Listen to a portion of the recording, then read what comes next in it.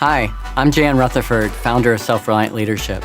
One of the things that we do in addition to building leaders and teams is we have the opportunity to run expeditions all over the world. We call them crucibles.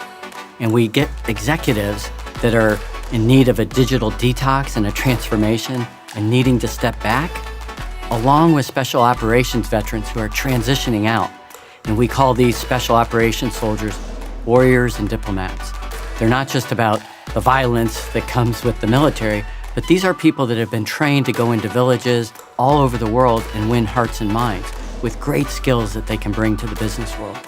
So we get these two groups of people out into the wilderness where the executives are very uncomfortable and the special operations folks are very comfortable, but they're scared to death about the business world because it's a big unknown. And we get them out there and magic happens. And people often ask, well, how come you can create a team of strangers and it can be so strong and it's so hard in the business world?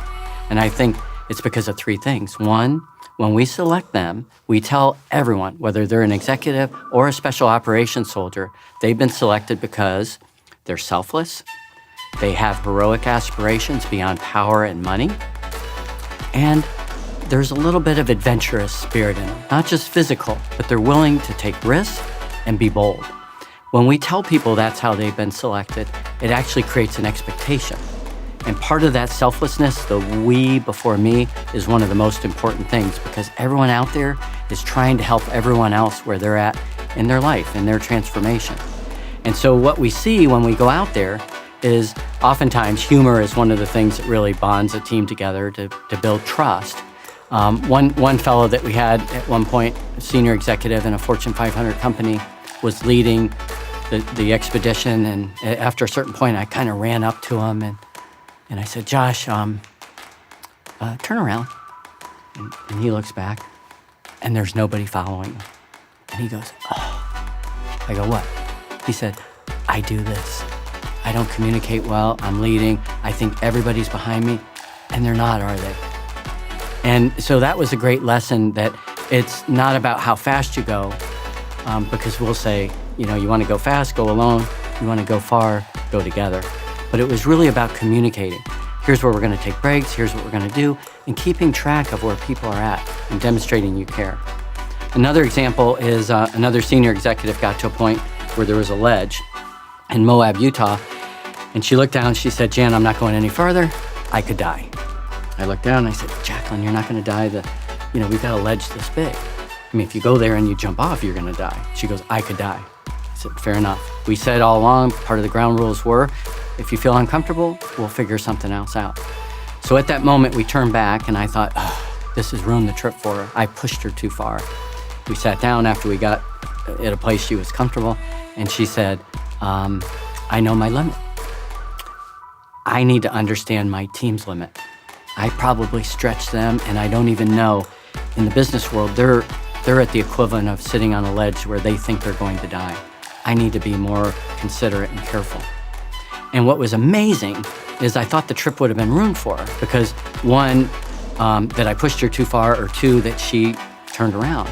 But what I found was she had the humility and vulnerability to say enough, but also that took a great deal of confidence.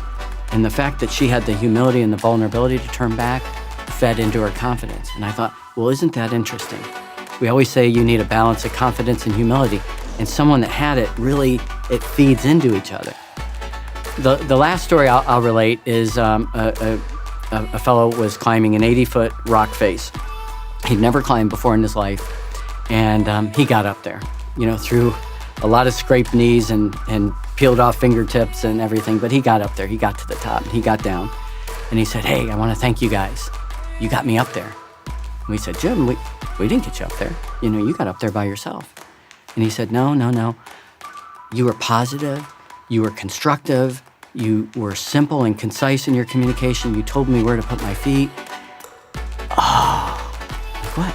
He goes, "Well, if being simple and kind and concise and positive and encouraging can get me up a rock face, what could I do with my team if I was positive, encouraging, calm, kind, all those things?" It's like, gosh, there's so much power in that. We really need to, this is a great example of leveraging people's strengths. So those are just a few of the things that we learn on the Crucible expeditions that we run. And again, the whole goal is to help the leaders take a step back and figure out what only they can do that they should do now, which is really about leading the organization, not managing the day-to-day operation. And it really gives the confidence to the special operations soldiers to be bold and put themselves out there, whether it's an entrepreneurial venture, a small company, or a big Fortune 500 company. So that's what it's really all about. And as we might say, and quote a famous French philosopher, those who know how to suffer everything can dare everything.